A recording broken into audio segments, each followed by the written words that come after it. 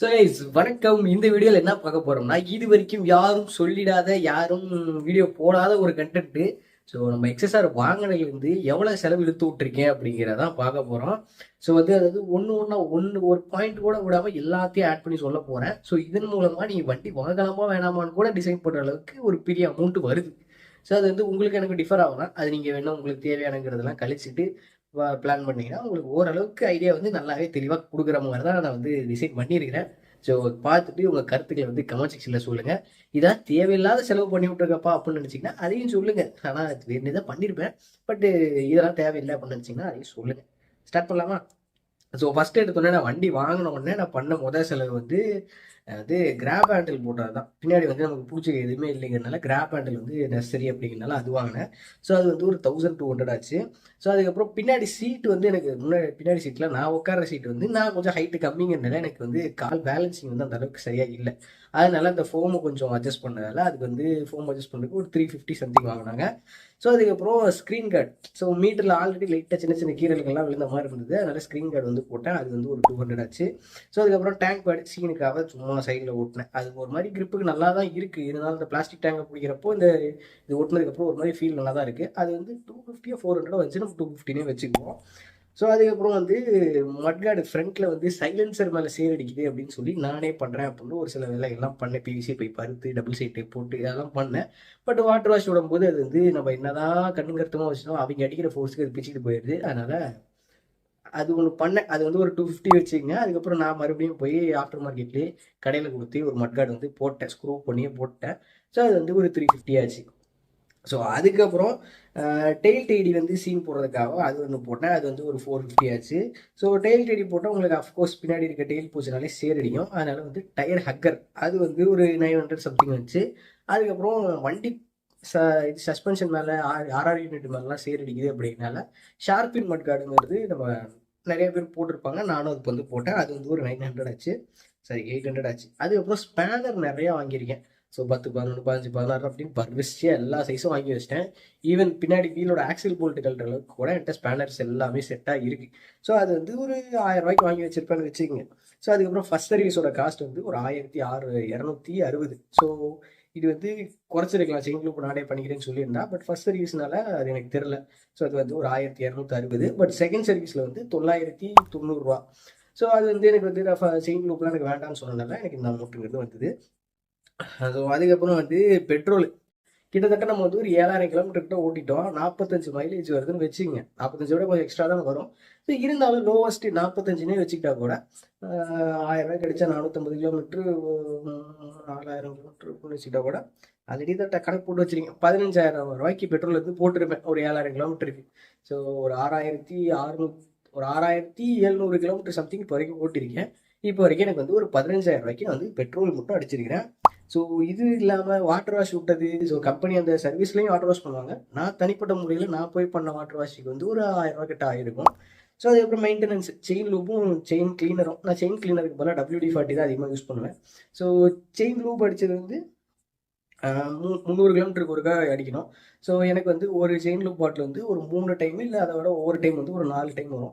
சில நேரங்களில் வந்து 300 கிலோமீட்டர் அடிக்காமல் 400 450 வரைக்கும் கூட போய் அடிச்சிருக்கேன். ஸோ இப்போ ஊருக்கு போகும்போதெல்லாம் கண்டினியூஸாக 400 கிலோமீட்டர் போகணும். ஸோ அங்கே போய் சுற்றுறது, அதுக்கப்புறம் கடைசியாக கிளம்புறப்ப தான் அடிப்பேன். அப்படிங்கும்போது சில நேரங்களில் இன்க்ரீஸ் ஆகும், சில நேரங்கள் இன்க்ரீஸ் ஆகாது.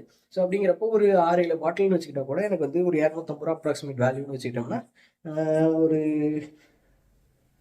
1500 கிட்ட வருது. ஸோ செயின் லூபுக்கு மட்டும் 1500. அடுத்து WD-40. ஸோ WD-40 உங்களுக்கு அந்த அளவுக்கு நிறையாவே இருக்கும் பாட்டில். இருந்தாலும் நான் மற்ற பர்பஸும் யூஸ் பண்ணுறதுனால WD-40 நிறையா வாங்கி வச்சிருக்கேன். ஸோ அது வந்து ஒரு 1000 ரூபாய்க்கு வந்து வாங்கியிருப்பேன்னு வச்சுக்கலாம். ஸோ இப்போ நான் அடுத்து இதெல்லாம் வந்து வண்டிக்கு அஃபிஷியலாக போட்டது. ஸோ இது இல்லாமல் வண்டிக்காக சைடில் வாங்கினது அப்படின்னு பார்த்தீங்கன்னா சேடில் பேக் வந்து வாங்கினேன். அது வந்து ஒருவேளை ஸ்ப்ளெண்டரே நான் இதுக்கு முன்னாடி வச்சிருந்தேன், கண்டிப்பாக சேடில் பேக் வாங்கியிருக்க மாட்டேன். இது வாங்கினதுனால தான் வாங்கினேன். ஸோ சேடில் பேக்னு பார்த்தீங்கன்னா கிட்டத்தட்ட ஒரு 3800 என்னமோ வச்சு ஒரு 4000 வச்சுக்கலாம். ஸோ அதுக்கப்புறம் ஹெல்மெட்டு. ஸோ இந்த வண்டி வாங்கினால தான் ஹெல்மெட் வந்து அப்கிரேட் பண்ணணும் அப்படின்னு சொல்லி கேவிடியில் ஒரு ஹெல்மெட் வாங்கினேன். அது வந்து ஆக்சுவல் ரேட் வந்து 9000. நான் வாங்கினது ஆஃபரில் வந்து ஒரு 6000 ரூபாய்க்கு வாங்கினேன். ஸோ அதுக்கப்புறம் செயின் க்ளீன் பண்ணுறதுக்கு அந்த ப்ரெஷ்ஷு, அதுக்கப்புறம் மைக்ரோ ஃபைபர் கிளாத்து அதெல்லாம் வாங்கினது வந்து ஒரு 250 வச்சுக்கலாம். ஓகே. அந்த ப்ரெஷ் வந்து ஒரு 140 130 தான் வரும். அதுக்கப்புறம் க்ளீனிங் கிளாத்து சரி அப்படின்னு வச்சுட்டா கூட ஒரு 250. ஸோ இப்போ மொத்தமாக நான் இது வரைக்கும் போட்ட கணக்கில் வந்து எனக்கு வந்திருக்க அமௌண்ட்டுன்னு பார்த்தீங்கன்னா 36,750. ஸோ இன்னும் அந்த ப்ரெஷ் மைக்ரோ ஃபைபர் கிளாத்துக்கு இன்னும் கொஞ்சம் ரேட்டு கூட போட்டோம்னா கூட ஒரு 37,000 வருது. ஸோ இந்த 37,000 எவ்வளோ டைம் லைனில் ஆயிருக்குன்னு பார்த்தீங்கன்னா, நான் வண்டி வாங்கினது வந்து நவம்பர் 2. ஸோ டிசம்பர்னு எடுத்துக்கிட்டா கூட டிசம்பரு இப்போ வந்து 5வது மாதம், 6 மாதத்தில் வந்து எனக்கு ஆன செலவு வந்து 36,000. ஸோ இதுக்கு மேலே ஆக போகிற செலவு வந்து கம்மியாக தான் இருக்கும். இதுக்கு மேலே அந்த செயின் லூப் இது வந்து செலவு பண்ணுவேன். பெட்ரோலுக்கு வந்து அஃப்கோர்ஸ் ஆகியே ஆகணும். ஸோ இந்த மெஜாரிட்டி அந்த இனிமேல் அக்சசரிஸுக்கான செலவு வந்து கொஞ்சம் குறையலாம்னு நினைக்கிறேன். அதுக்கப்புறம் சர்வீஸ் காஸ்ட்டு அடுத்து மறுபடியும் சர்வீஸ் வரப்போகுது, தேர்ட் சர்வீஸ் விட்டாகணும். ஸோ 37,000 ஆயிருக்கு. ஸோ இதை பற்றி நீங்கள் என்ன நினைக்கிறீங்க கமெண்ட் செக்ஷனில் சொல்லுங்கள். இது ஏதாவது விட்டுருக்கிற வாய்ப்பு இருக்குது. ஸோ ஒரு பிளான் பண்ணி தான் எடுத்தேன். இருந்தாலும் ஒரு சில பாயிண்ட்ஸ் வந்து நான் விட்டுருக்கலாம். ஸோ அது என்னங்கிறத கமெண்ட் செக்ஷனில் சொல்லுங்கள். ஸோ 37,000ங்கிறது அஃப்கோர்ஸ் ஏதோ 1-2 விட்டு போயிருந்தா கூட இன்னும் அந்த இதுக்கப்புறம் நிறையா அந்த பாலக்லவா அது இதெல்லாம் வாங்கினேன். அது எக்ஸஸார் வச்சிருந்தாலும் ஸ்ப்ளெண்டர் வச்சிருந்தாலும் நான் அதை தான் போட்டிருக்க தான் போகிறேன். கண்டிப்பாக அது வாங்கியிருப்பேன். அப்படிங்கும்போது அதெல்லாம் இந்த லிஸ்ட்டில் சேர்க்கல. இருந்தாலும் வண்டிக்குன்னு செலவு பண்ணலாம். அந்த பாலக்லவா ஃபேஸ் வெயில் படாமல் மூடிக்கிறது, அப்புறம் க்ளவுஸ் இன்னும் வாங்கலை. ஸோ இந்த மாதிரி செலவுகள்லாம் இருக்குது. ஸோ இது முன்னாடி நான் ஸ்ப்ளெண்டர்னு எடுத்துக்கிட்டிங்கன்னா என்ன செலவு பண்ணியிருப்பேன்? ஒன்றும் பண்ணியிருக்க மாட்டேன். செயின் லூப் அப்பப்போ அடிப்பேன். ஸோ அதில் வந்து நமக்கு ஃபுல்லாக கவர்டாக இருக்குது செயின் அப்படிங்கிறதுனால அதில் வந்து இந்த ஸ்லெட்ஸுங்கிறதுலாம் அந்தளவுக்கு ஃபார்ம் ஆகாது. ஸோ வாட்டர் வாஷ் விட்டோம்னாலே அது ஃபுல்லாக க்ளீன் ஆயிடும். அதுக்கப்புறம் மறுபடியும் நான் செயின் லூப் பிடிச்சனாலே போதும். ஸோ அதனால் அந்த செயின் கிளீனரு அந்த மாதிரி பெருசாக எனக்கு அந்த செலவுங்கிறது கிடையாது. அப்புறம் அதுக்கு பெட்ரோல் மட்டும் தான் அடிக்க போகிறேன், வேறு எந்த செலவும் கிடையாது. இன்ஜின் ஆயில் வந்து எத்தனை 4,000 கிலோமீட்டருக்கு ஒர்க்காவோ 6,000. அதுக்கு அந்த டைம் லைனும் அதிகம் தான். அப்படிங்கும்போது ஸ்ப்ளெண்டருக்கு எனக்கு அந்த செலவுலாம் கிடையாது பெருசாக. பெட்ரோல் மட்டும் தான் அடிக்கணும். மைலேஜ் கிட்டத்தட்ட எனக்கு சிமிலராக தான் வரும். எனக்கு சிட்டிக்குள்ளே 45 தான் வரும். ஹைவே போனால் எனக்கு வந்து 50க்கு மேலே வரும். இதெல்லாம் எக்ஸஸார்லாம் 50க்கு மேலே 55 வரைக்கும் கூட என்னால் எடுக்க முடியுங்கிறப்போ பெட்ரோலுக்கு மைலேஜுங்கிறப்ப எனக்கு சிமிலராக தான் இருக்கும். பட் மற்றபடி மெயின்டெனன்ஸ் செயின் லூப் இதில் தான் எனக்கு வந்து செலவுங்கிறது ஆகுது. சர்வீஸ் காஸ்ட்டுங்கிறது ஆகுது. அதுக்கு என்ன ஆயில் வந்து ஒரு 300-350 முடிஞ்சிடும். இது இன்னும் கொஞ்சம் ரேட் அதிகமாக போகும். அடுத்து வந்து அது ஸ்பார்க் பிளக், இரிடியம் பிளக் போடணும். அந்த மாதிரி செலவெல்லாம் இழுத்து வச்சிருக்கேன். கூடி சீக்கிரம் அதுவும் போடுவேன். அப்படிங்கும்போது ஒரு 6-7 மாதத்தில் இல்லை ஒரு 7,000 கிலோமீட்டர் 8,000 கிலோமீட்டரில் எனக்கு வந்து அடுத்து 8,000 கிலோமீட்டர்னா என்னென்ன அடுத்து தேர்ட் சர்வீஸ் விடணுமா? ஸோ தேர்ட் சர்வீஸு அதுக்கப்புறம் ஸ்பார்க் பிளக் செக் பண்ணிட்டு இரிடியம் பிளக் போகலான்னு இருக்கேன். நல்ல மைலேஜ் ஆக்சிலரேஷனும் கிடைக்கும். வரனால இரிடியம் பிளக் வந்து ஒரு 750 அந்த மாதிரி வச்சுட்டா கூட அது ஒரு தேர்ட் சர்வீஸ்க்கு ஒரு 1000. அதுக்கப்புறம் ஏர் ஃபில்டர் மாற்றுவாங்கன்னு நினைக்கிறேன். அப்படின்னா ஒரு 1,500 கிட்ட வரும். ஸ்பார்க் பிளக் ஒரு 750 அப்படிங்கிறப்போ ஒரு 2,000 வச்சுக்குவோம். ஸோ இப்போ 8,000 கிலோமீட்டர் வரும்போது இன்னொரு 2,000 செலவாகும். சரி, மொத்தம் ஆகிற செலவு வந்து உங்களுக்கு கிட்டத்தட்ட ஒரு 40,000 ஆகும் 8,000 கிலோமீட்டர் ஓட்டுறப்போ. அதுக்கு மேலே உங்களுக்கு வந்து கிராஜுவலாக இன்னும் ஃப்ரீ சர்வீஸும் முடிச்சுங்கிறப்போ லேபர் காஸ்ட்டு ஆட் ஆகும். அதுக்கு நீங்கள் வந்து நீங்களே பண்ணிக்கிறேன் அப்படின்னு பண்ணாலும் பண்ணலாம். பட் அந்த இன்சூரன்ஸ் வாரண்டிலாம் பார்த்துக்கங்க.